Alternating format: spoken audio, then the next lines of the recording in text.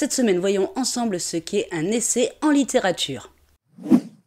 Salut, c'est Maud et j'espère que vous allez bien. Cette semaine, donc, je vous propose de voir ensemble ce qu'est un essai en littérature.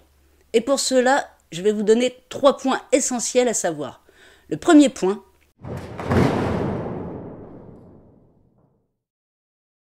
c'est quoi un essai en littérature?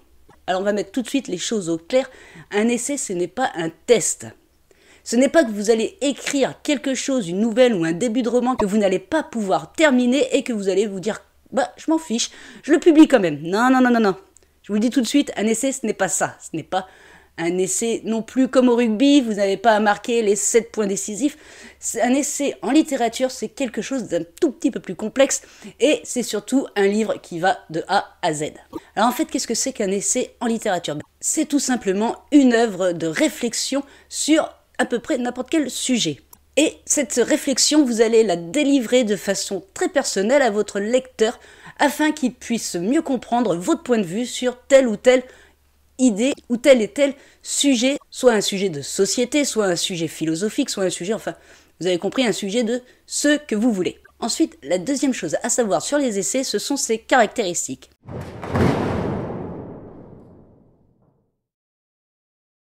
Alors, qu'est-ce qui caractérise un essai? Eh bien, tout simplement, c'est que l'essai, c'est un récit en prose, mais ce n'est pas une histoire, c'est-à-dire que vous n'allez pas raconter quelque chose d'imaginaire, ni quelque chose qui vous est arrivé comme dans l'autobiographie, c'est simplement présenter votre réflexion de manière argumentative.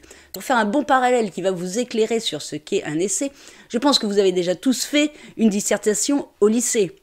Eh bien, c'est pareil, vous allez devoir argumenter votre essai, c'est-à-dire que vous allez proposer, en gros, une thèse, antithèse, synthèse, avec introduction et conclusion, comme on doit le faire normalement pour une dissertation. L'essai, c'est pareil. Vous allez devoir proposer votre réflexion d'une manière structurée et dans un style clair. Il faut que votre lecteur puisse comprendre aisément votre point de vue, votre réflexion sur le sujet que vous avez décidé d'aborder dans votre livre. Et tout ceci, ça va permettre à votre lecteur d'avoir une analyse complète et une compréhension du sujet que vous souhaitez aborder dans votre livre. Troisième point, comment rédige-t-on un essai en littérature?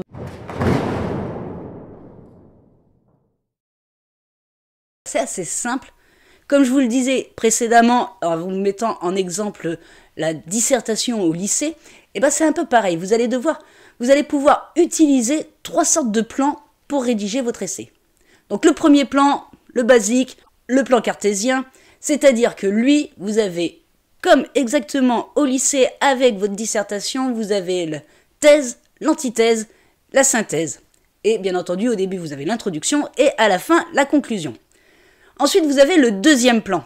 C'est le plan logique. Lui, il expose les faits, les causes et les conséquences du sujet que vous traitez.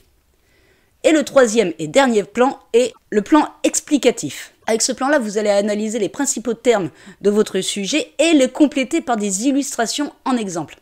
Bien entendu, quel que soit le plan que vous utilisez pour créer votre essai, il va falloir que vous fassiez un développement argumentatif, je vous le répète, c'est-à-dire que vous allez devoir donner votre point de vue. Alors, ce n'est pas forcément un essai, c'est quelque chose d'assez personnel.